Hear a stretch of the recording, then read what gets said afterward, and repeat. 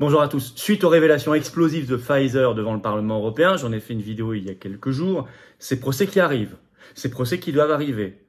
Je vais ici citer les expressions d'entités administratives, de responsables politiques, gouvernementaux qui ont eu des mots très précis. Écoutez, ils doivent passer devant monsieur le juge, madame le juge. Parce qu'il y a un principe fort, c'est le principe de responsabilité. Alors ici, nous ne sommes pas dans une vidéo à visée médicale, pas du tout, vous le savez, on n'est pas sur ce genre de chaîne. Nous parlerons ici des principes de la bonne conduite d'une politique publique. Tout en prônant le principe de liberté, tout simplement. Je reviens sur tout cela dans un instant, et vous savez qu'on se mobilise pour la vérité, pour la liberté, justement. Mais aussi pour la souveraineté, pour la paix. Pour la destitution de Macron, pour les motions de censure, d'où qu'elles viennent, pour renverser le gouvernement. Ce samedi 22 octobre, grand cortège national, rendez-vous 14h Paris, place d'Enfer Rochereau. Venez avec des drapeaux français, venons, très très nombreux, faisons venir des gens, venons de toute la France, organisons-nous. Même si c'est plus ou moins compliqué avec l'histoire de l'essence, mais c'est très important de mettre sur ces bons rails le mouvement social, peut-être la grève générale qui démarre, et de porter haut et fort toutes ces revendications essentielles, vitales, cruciales. On aura par ailleurs le plaisir de se retrouver tous ensemble, très nombreux. On a des échos comme quoi il va y avoir beaucoup de monde. Je vous attends donc. Abonnez-vous à cette chaîne YouTube si vous voulez bien, le petit bouton s'abonner en dessous, cliquez dessus, c'est gratuit, c'est instantané, vous le savez, et ça permet, grâce aux algorithmes de YouTube, de faire, de rendre plus visibles toutes ces vidéos, de les faire découvrir à des gens qui ne nous connaissent pas encore, de les transformer demain en résistants, en combattants. C'est important. Merci d'avance à ceux qui vont s'abonner dans les secondes qui viennent à cette chaîne, et merci beaucoup aussi à ceux qui l'ont fait récemment. Venez me rejoindre dans le combat, venez nous rejoindre dans le combat. Permettez-moi de vous rejoindre dans le combat. C'est tout cela, adhérer ou réadhérer aux Patriotes, avoir cette carte orange d'espérance et d'avenir. Les sujets dont on parle aujourd'hui, dont on va parler dans cette vidéo, tous ceux dont on parle sur cette chaîne, si vous êtes d'accord, si vous estimez que c'est important pour nous et les générations qui viennent, alors il faut venir. Parce que moi, je ne peux pas y arriver sans vous. Nous sommes un mouvement de résistance populaire anti-oligarchique, donc pas un soutien. Donc tous les bâtons dans les roues. Donc tout le système contre nous. Et c'est formidable d'adhérer. Vous êtes mis en relation immédiatement en métropole outre-mer à l'étranger avec des gens près de chez vous qui pensent comme vous. Vous avez accès par des liens particuliers sur la carte orange à des conférences gratuites qui vous sont réservées. Bref, n'hésitez plus, n'attendez plus, j'ai besoin de vous. Je vous le dis comme je le pense. Le lien pour adhérer ou réadhérer, c'est le même. C'est le premier sous la vidéo en description. Il est également commentaire épinglé. Et dans les dernières secondes de cette vidéo, en cliquant directement sur votre écran. Sous la vidéo en description, il y a une deuxième manière d'aider énormément. Le deuxième lien en dessous, c'est de faire un don de soutien aux patriotes. C'est vital, par exemple, pour financer le 22 octobre et tout le reste, sachant qu'on n'a pas un centime de financement public cette année, rien, pas d'aide bancaire. Or, on fait, ça coûte cher, nous aussi, on subit l'inflation comme vous. Donc, bravo aux donateurs, aux réadhérents, tout ça est défiscalisé aux 2 tiers pour vous, comme pour les adhérents, que je félicite d'ailleurs, de nous rejoindre. Ces procès qui doivent venir suite aux révélations de Pfizer, notamment, il y a eu plein d'autres raisons qui ont déjà motivé de rendre des comptes. Qui dit procès dit pas forcément coupable d'ailleurs. Qu'on ne me fasse pas de faux procès pour le coup. Moi je demande simplement la justice. C'est elle qui tranchera. Je rappelle d'ailleurs qu'il y a des choses qui avancent. Ce 11 octobre, nous avons appris que le 24 octobre prochain, l'ancien Premier ministre Édouard Philippe sera convoqué devant la Cour de justice de la République, justement pour la période où il était Premier ministre, pour, je cite, deux choses. Mise en danger de la vie d'autrui et, je cite, abstention volontaire de combattre un sinistre. Il peut ressortir de là soit sans rien, soit témoin assisté, soit mis en examen. Alors d'abord, on va revenir sur une petite chose. Parce qu'on nous dit, certains nous disent, non, au Parlement européen, il n'y a pas eu de révélation de Pfizer. Ce sont les fameux vérificateurs de faits. Vous savez, certains journalistes dans les médias qui disent ça. Ceux qui se font appeler en anglais fact-checking. Moi, je dis vérificateurs de faits parce que je parle français. Alors, par exemple, le service de Libération, du journal Libération qui s'appelle Check News, a mis une série de tweets contre moi, qui me ciblaient explicitement.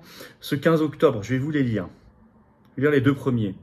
Les 2 derniers sont des attaques personnelles contre moi et n'ont pas beaucoup d'intérêt. Mais les 2 premiers sont sur les principes. Rappel, la sphère anti-vax, pas anti-vax, on est pour la liberté, peu importe, est en effervescence depuis 4 jours pour rien, écrivent-ils en majuscule. Car ce qui est présenté comme une bombe, une révélation, un coup de tonnerre, etc. est une non-information, mettent-ils en majuscule. 2e tweet. On sait depuis le début, écrivent-ils, que Pfizer n'a pas testé l'efficacité du vaccin sur la transmission, parce que l'objet du vaccin était de réduire les cas symptomatiques. Alors, ils disent on le sait depuis le début. Alors, Peut-être, mais si on le sait depuis le début, il fallait le dire clairement 1, il ne fallait pas dire l'inverse 2, et il ne fallait pas utiliser l'argument inverse 3. 1, le dire clairement, 2, ne pas dire l'inverse, 3, ne pas utiliser l'argument inverse. Or, rien de tout cela n'a été fait, au contraire. Et je vais vous le prouver par un florilège de déclarations. Ce ne sera pas exhaustif parce qu'on peut en trouver plein d'autres des déclarations. Mais là, ce sont des déclarations de personnalités ou d'institutions très importantes. On va commencer par Jean Castex quand il était Premier ministre. C'était très très tôt. Le 3 décembre 2020, la campagne vaccinale Covid en France n'avait même pas encore commencé. C'est repris encore aujourd'hui. Vous pouvez trouver un article du Figaro qui date du 3 décembre 2020 qui reprend ces déclarations. Comme ça, tout est toujours en ligne. Hein. Vous voyez, tout est sourcé ici. Il n'y a rien inventé. Donc Jean Castex déclare ceci à l'époque, je cite. « Se faire vacciner, c'est un acte altruiste. Cela permet, je cite, de protéger les autres. » Donc il parle bien de la transmission. 3 décembre 2020. Donc contrairement à ce que disent les gens de vérificateurs de faits là, l'argument inverse a bien été utilisé et il y a eu argument mensonger vis-à-vis des Français. 2. Olivier Véran, quand il était ministre de la Santé. C'était le 13 juillet 2021 sur BFM TV RMC. Vous pouvez retrouver l'interview qui est toujours en ligne. Hein, j'ai toutes les sources. 13 juillet 2021, vous remarquez que c'est le lendemain de l'allocution de Macron du 12 juillet 2021, la fameuse allocution dingue dans laquelle il annonce l'extension du pass sanitaire et l'obligation vaccinale pour certaines professions. Je reviens à mon Véran qui dit le 13 juillet donc 2021 sur BFM TV RMC ceci, je cite. « Vous réduisez par 12 le risque de contamination des autres quand vous êtes vacciné Covid. » Il parle bien de la transmission. 3. Un avis du Conseil scientifique qui date d'avant cela, le 3 mai 2021. Il est toujours en ligne sur, je cite, l'utilisation d'un pass sanitaire lors de grands rassemblements. Donc c'était le premier pass sanitaire. Et vous trouvez, donc je rappelle que le Conseil scientifique, c'est notamment son président, le professeur Delfrécy. Hein. Vous trouvez page 4 de cet avis, je cite, « Il apparaît ainsi utile de rappeler le risque de contamination sans utilisation du pass sanitaire. » Et d'ailleurs, donc, il parle bien de la transmission. D'ailleurs, ils font un aveu eux-mêmes, page 4, en disant, en fait, on ne sait pas grand-chose. Regardez, je vais vous lire cette phrase. Avec l'utilisation du pass sanitaire, il est probable, virgule, quoique restant à démontrer par des études scientifiques portant sur des événements réels que le Conseil scientifique appelle de ses voeux, que le risque de contamination puisse être réduit de façon significative sur un plan sanitaire.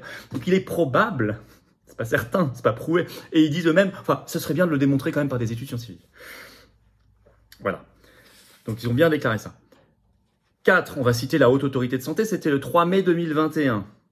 Je cite, je fais que citer, c'est toujours en ligne. Les vaccins Pfizer-BioNTech et Moderna réduisent de 80 à 90% le risque de transmission du virus. Ils ont bien dit cela aussi aux Français. 5, une autre pépite, je reviens un peu plus en arrière, je reviens sur Véran, ministre de la Santé, c'était le 14 janvier 2021. Je cite, écoutez bien Véran. Il y a de bonnes raisons d'espérer que le vaccin empêchera aussi la transmission. Et c'est un article à l'époque de BFM TV qui est toujours en ligne. Il avait dit cela lors d'une conférence de presse. Je vais même vous citer un peu plus que cela. On va lire Véran, tout simplement lire Véran. Tout ça est toujours en ligne. Hein. On n'invente rien. Je cite Véran. Donc 14 janvier 2021, conférence de presse. Les premières observations dans certains pays dans lesquels il y a eu un certain nombre de personnes déjà vaccinées tendent à montrer, les scientifiques de ces pays aussi le disent, qu'il y aurait moins de transmission du virus. Donc il a bien déclaré cela, contrairement, encore une fois, à ce que disent les vérificateurs de faits. Et ça, c'était très tôt, le 14 janvier 2021. On va aussi citer celui qui était alors porte-parole du gouvernement, Gabriel Attal. C'était sur Europe 1 le 13 juillet 2021. Il déclare, je cite, « Non seulement on se protège soi-même, mais on a 12 fois moins de risque de transmettre le virus. » Même déclaration à l'époque, vous avez remarqué, que Véran. Il parle bien de transmission. Alors en conclusion, il faut refaire un sort aux vérificateurs de faits dans les médias. Ils tirent volontairement à côté pour ne pas soulever le vrai problème. Le vrai problème, c'est l'utilisation dans le discours public et a fortiori gouvernemental d'un élément à l'époque non prouvé. D'accord? C'est ça le vrai problème. Or, ce que disent ces gens-là à l'époque, C'est toute la justification, toute l'argumentation pour justifier le pass sanitaire, puis le pass vaccinal, mais aussi pour justifier la suspension des personnels, soignants, médecins, pompiers, militaires, gendarmes, personnels administratifs, etc., etc. Dont nous subissons encore les conséquences aujourd'hui. D'abord, parce que ces personnels sont toujours suspendus, parce que l'obligation vaccinale concerne toujours ces professions, et parce que le pass sanitaire et le pass vaccinal ont produit des traumatismes qui sont toujours là. 2, ça doit donc nous insister plus que jamais à exiger la réintégration immédiate de tous les personnels suspendus. 3, il faut mettre chacune de ces personnes, de ces institutions, chacun de ces responsables publics face à ses responsabilités. C'est le principe même d'une politique publique. C'est le rôle de la justice. Ça n'est quand même pas compliqué à comprendre. Et comme citoyen, c'est même notre rôle, et je dirais même notre devoir de l'exiger. Pour qu'il puisse encore y avoir la possibilité d'une politique publique acceptée par tous demain. Voilà pourquoi on se bat. Ça n'est pas rien. N'oubliez pas la grande pétition nationale. Quel est le statut vaccinal Covid réel d'Emmanuel Macron suite aux déclarations de Jean Lassalle? Le lien est sous la vidéo en description. C'est un grand appel. Signez-le, relayez-le si vous ne l'avez pas encore fait. C'est important que les Français soient informés de tout cela et de ces déclarations de l'ancien député. Je vous attends. Samedi 22 octobre, 14h, Paris pour le cortège national. Rendez-vous de place d'Enfer Rochereau. Ça va être immense. Ça va être gigantesque. Venez, on se bat. On met la grève générale sur les bons rails. On porte la destitution, la motion de censure. Le Frexit, la sortie de l'OTAN, la paix donc. La paix, la liberté, la souveraineté. Paix, liberté, souveraineté. Venez très nombreux, faites venir. Venez très nombreux, faites venir aussi aux patriotes en devenant adhérents, réadhérents ou donateurs. Tout cela est défiscalisé aux 2 tiers pour vous. Parce qu'on n'a pas un centime, le financement public, nous aurons fait, ça coûte cher. En plus, ça c'est donateur, c'est formidable. C'est le 2e lien sous la vidéo en description pour faire un don de soutien aux patriotes. Le premier lien juste au-dessus, c'est pour être adhérent ou réadhérent, c'est le même. Réadhérent, si vous avez adhéré il y a plus d'1 an, pensez à réadhérer, ça dure 1 an. Ou de nouvel adhérent et vous serez tout de suite bien accueillis, près de chez vous, en métropole, outre-mer et à l'étranger. Et c'est formidable d'être adhérent, parce que ça veut dire qu'on se bat ensemble et qu'on y arrivera pour nous, les enfants et les petits-enfants. Alors bravo aux donateurs, aux réadhérents, bienvenue aux nouveaux patriotes adhérents. Je rappelle que les liens pour adhérer ou réadhérer, c'est également en commentaire épinglé et dans quelques secondes ici en cliquant directement sur votre écran.